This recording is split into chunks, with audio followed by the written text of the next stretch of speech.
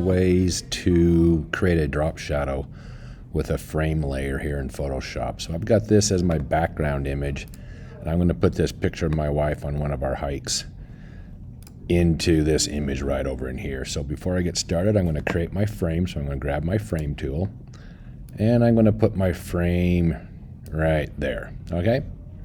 Now I'm going to come over here, grab my picture, get my move tool. I'm just going to click and drag it up here to the tab. When the tab opens, drag my cursor back inside the frame and drop it in. And there it is. So I'm going to reposition this.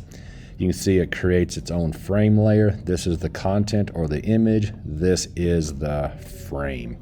So if I want to resize my image, I would do that normally. I just hit Command T, and that turns the outside shape of my image into these transform handles, and I can just hold down my Option key, and that will make it smaller towards the center. And I can reposition that as I need to inside that frame. That looks good right there, and then I just hit Return to apply it. So here's my picture here. So this blue box here is the outside dimensions of this image, and the little gray box here is the actual frame. If I click off of it or onto the background, all that stuff goes away. Now, this is a frame layer because it says frame layer right there. If I go down here to the effects, see, it says that you cannot click an effect. If I double click it, it does open up the layer styles, which is the same thing as that effects, but it doesn't matter what I do here. I can't add any of this stuff to this frame, including a drop shadow. It's just not going to work. It won't let you because of the way Photoshop builds frames. So there's a couple ways that we can do this. What I'm going to do is I'm just going to create a separate layer underneath this image of me and my wife and above the background. So right here is my background layer selected. I'm going to create a new layer, and I'm going to put the drop shadow on this layer. I'm just going to make an object. So what I'm going to do is I'm going to command click this frame thumbnail. So command click or control click on a PC, and that just gives me my marching ants, the shape of my frame. So if I turn off that frame layer, that's what I've got on this second layer. All right, I'm going to keep it off for a second. Right now, if I put my shadow in this frame, it's going to be a very hard edge shadow, and I really don't want that. I want it to be a little softer. So at this point, I could do this. I would go select, modify, and feather.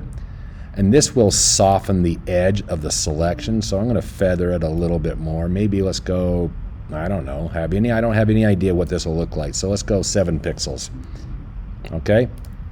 I've got black as my foreground color. I'm going to get my paint bucket, which is hiding right in the center behind the gradient tool. And I'm just going to click inside the selection, and there's it's going to become my shadow.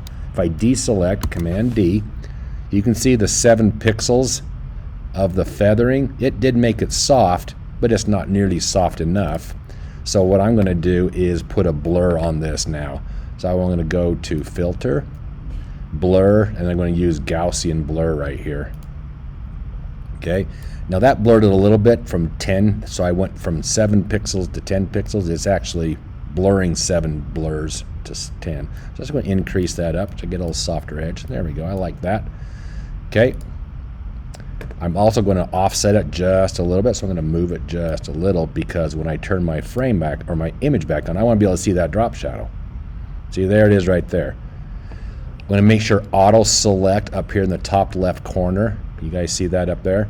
Make sure that's off, because I want to click right here on top of my picture and grab the shadow layer. If I have this on and I click right there, I'm going to grab the image layer, because it's the one that I'm clicking on, because it says auto select, and auto select means you're going to select whatever layer you click on, and it will automatically choose that layer. So I'm going to turn that off so that I can click right here and actually be on the shadow layer here, and I can put that shadow where I want it.